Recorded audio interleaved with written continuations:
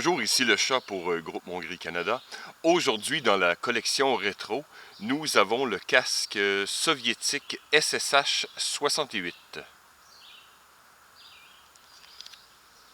Comme son nom l'indique, ce casque a été introduit en 1968 en remplacement du SSH-60 et il a été progressivement remplacé dans les années 2000. Par le 6B7, si ma mémoire ne m'abuse pas. Mais il est techniquement encore utilisé dans plusieurs armées, et je crois encore au niveau de l'armée russe, au niveau des camps de recrues ou autres. Son poids moyen est de 1,3 kg et vient en 3 tailles. P1, P2 et P3, ce qui sera un peu l'équivalent de petit, moyen et grand. Celui-ci est un taille 2 et il est à noter que ce casque est fait pour être porté avec une coiffe hivernale, typiquement le Ushanka. Donc, même si, par exemple, j'ai une très grosse tête, je flotte pratiquement dans ce casque. Mais vous allez voir tantôt, avec les ajustements internes, comment ce casque est extrêmement tolérant au niveau des tailles. Maintenant, détaillons un peu l'extérieur. Qu'est-ce qui le distingue de ses prédécesseurs? Sont bien sûr les rivets, qui sont au nombre de 4 sur le dessus et de 1 de chaque côté, comme point d'ancrage pour la jugulaire. Et aussi, les grands changements ont été un rebord beaucoup moins prononcé que ses prédécesseurs. J'ai pas de SSH 40 ou 60 avec moi, mais j'ai une copie hongroise, le M70, et je vais vous montrer la différence entre les deux. Et aussi, à l'avant, l'angle est beaucoup plus prononcé, donc ça a été conçu pour techniquement mieux faire des ricochets avec les projectiles. Donc, les grandes différences, l'angle avant qui a été accentué, les rebords qui ont été moins prononcés, et vous allez voir à l'intérieur tantôt le système de suspension qui a été complètement revisé par rapport aux versions précédentes. Donc, maintenant, regardons à l'intérieur le système de suspension et la jugulaire. Le système de suspension est constitué de 4 langues en cuirette,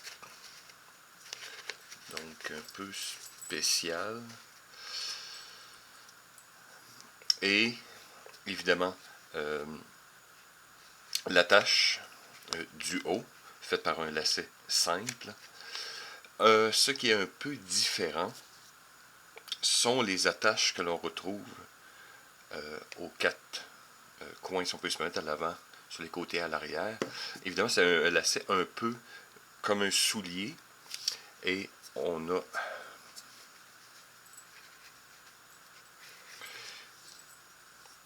qu'à bien sûr serrer et réattacher. Donc, pour modifier la taille de la coiffe intérieure. Donc, c'est un peu spécial qu'il y en ait comme 4.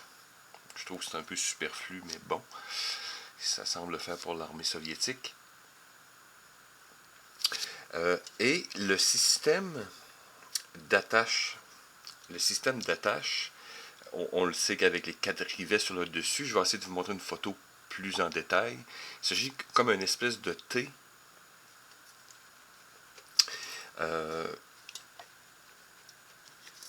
Donc, vous voyez que c'est amovible.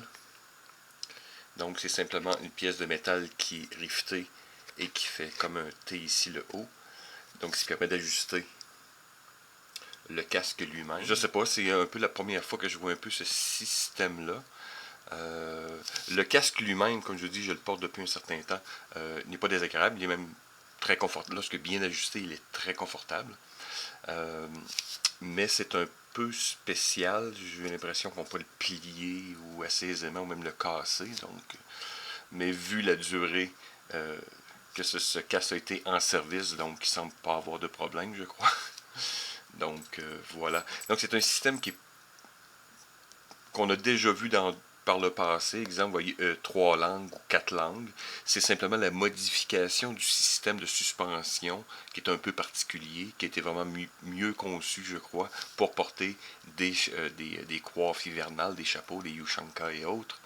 Donc, ça nous donne ce système un peu compliqué, mais tout à fait adéquat. La jugulaire est très simple, donc 2 points d'ancrage en cuir avec une boucle simple.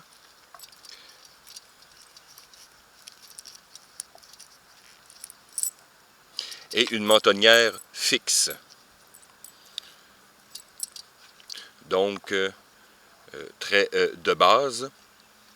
Il est à noter que la texture du cuir, le côté lisse et du côté du visage, et le côté texturé vers l'extérieur, donc sûrement pour ajouter un peu de confort aux soldats. Maintenant, pour les différents marquages de ce casque, qui sont majoritairement toutes sur le rebord, un dans le fond et à l'avant. Donc, nous avons, peut-être le tourner autrement, nous avons un 2, donc c'est pour la taille. Ici, quelque chose KO 73. Si je me souviens bien, c'est l'année de production, donc 1973. Ici, 420, quelque chose du genre, donc aucune idée. Et estampillé différemment, un genre de 11 dans une étoile avec un cercle. Et sur le rebord, ici, nous avons un embossage, donc une série de chiffres 2, 64, 26, 7. Donc encore ici, aucune idée. Avec le temps, le casque, avec ce casque, s'est ajouté quelques accessoires. Évidemment, le premier a été un filet, donc très typique de ces casques. Ensuite, des couvre-casques complets. Avec différents camouflages, dont le classique, je ne veux pas massacrer mon russe, mais qu'on appelle amicalement le Sun Bunnies, donc moi je pourrais dire les lapins ensoleillés. Le typique Flora aussi, donc très répandu dans l'armée russe. Et j'ai même vu le camouflage, le Digital Flora, donc qui est le camouflage actuel de l'armée russe. Donc un couvre-casque pour un SSH 68, donc c'est pour dire. Il y a eu aussi un programme de modernisation de ce casque. 2 versions, une qu'on appelle la SSH 66N et la SSH 66M. La première a été, le programme était assez simple. Il s'agit simplement d'ajouter une doublure en fibre de composite, donc comme du Kevlar, ce que les Russes appelaient du SVM, mais essentiellement c'est une fibre d'aramide. Donc une doublure intérieure. La version N qui était utilisée par les troupes du ministère de l'Intérieur, quelque chose du genre, était légèrement, la version était légèrement plus légère, à 1,9 kg. Et la version M était la version de l'armée régulière, qui, elle, était un peu plus grosse, qui pesait 2 kg. Donc, voilà, c'est une transit intéressante, question budgétaire, mais si vous parlez d'un poids, c'est quand même assez impressionnant. Bien sûr, maintenant, les Russes ont adopté des casques beaucoup plus modernes, mais voilà, c'était une chose intéressante. À noter que je n'ai trouvé qu'une seule vidéo d'un YouTuber que je suis, et pour les collectionneurs, ces versions sont très rares, donc prenez note pour ceux qui collectionnent. Alors voilà, j'espère que vous avez trouvé la petite vidéo intéressante. N'oubliez pas de vous abonner, un like et vos commentaires et je vous dis à la prochaine.